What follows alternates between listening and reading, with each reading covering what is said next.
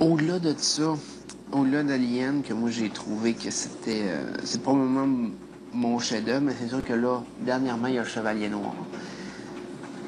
Pour le rôle du Joker, moi c'est sûr que j'ai accroché tout de suite sur le Joker, sur sa façon d'être, là.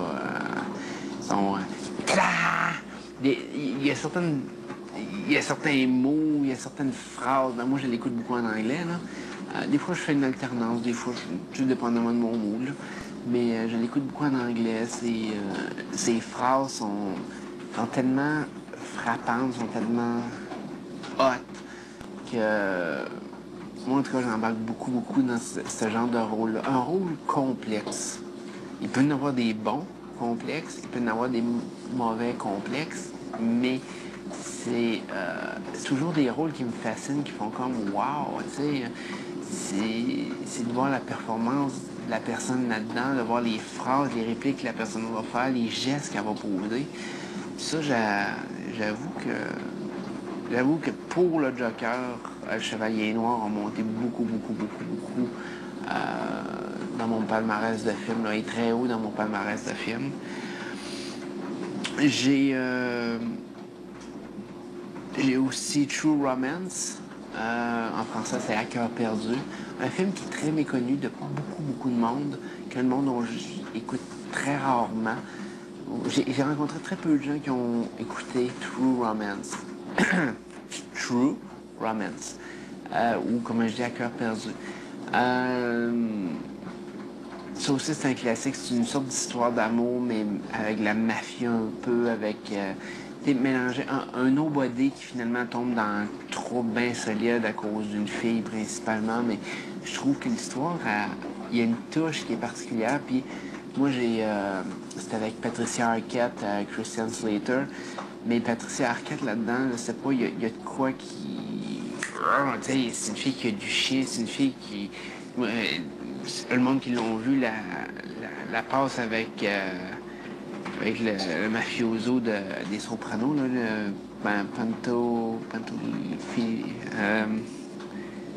j'ai un blanc. En tout cas, le père de famille des Sopranos. Euh, Patricia Arquette dans la chambre d'hôtel, c'est vraiment du bonbon, c'est extraordinaire, c'est un très très beau moment de film, à mon avis. Euh, c'est très violent, ça j'avoue. Mais en tout cas, moi j'avais vraiment aimé ça. Aussi Fight Club. Fight Club, pour son originalité, ça emmenait vraiment quelque chose.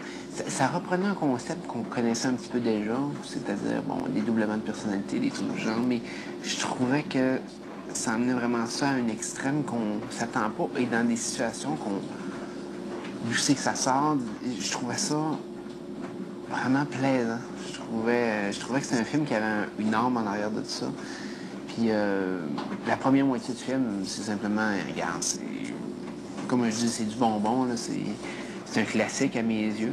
Deuxième moitié du film, bon, des fois c'est un petit peu plus lent, c'est un petit peu plus. Mais ça reste quand même hard, ça reste quand même assez. Bref, ça c'est à peu près mes quatre films vraiment fétiches que que je peux écouter souvent ou à l'occasion ou visionner juste des moments de film. Je sais pas si vous êtes comme ça. Moi, des fois, j'arrive puis je mets juste un moment de film. Tu sais, j'arrive, je passe des scènes, puis là, je le mets à une scène, j'écoute la scène, après ça, j'enlève mon DVD. Pour mes gros films, des fois, je le fais.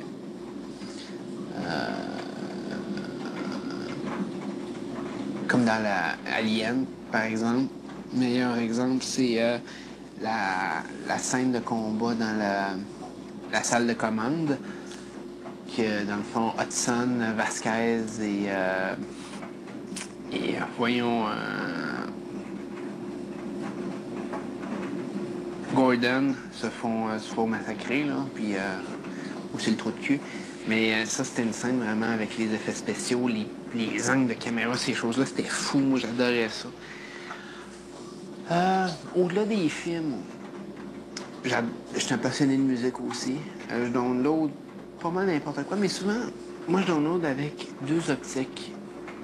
Je download des fois, ben, j'achète aussi beaucoup, beaucoup de musique. Là, j'ai des racks de CD chez nous. Mais je download toujours pour écouter un album. Exemple, j'arrive, puis je fais comme, ah, cet album-là, est-tu bon? J'ai entendu une tune, elle a l'air pas pire, dans le nom de l'album. Si l'album est généralement très bon, je vais aller l'acheter. Si je trouve que l'album est vraiment mauvais, puis qu'il y a juste une tune dessus, ben, l'album va prendre le bord, mettons. Mais il y a aussi que je cherche certains sons.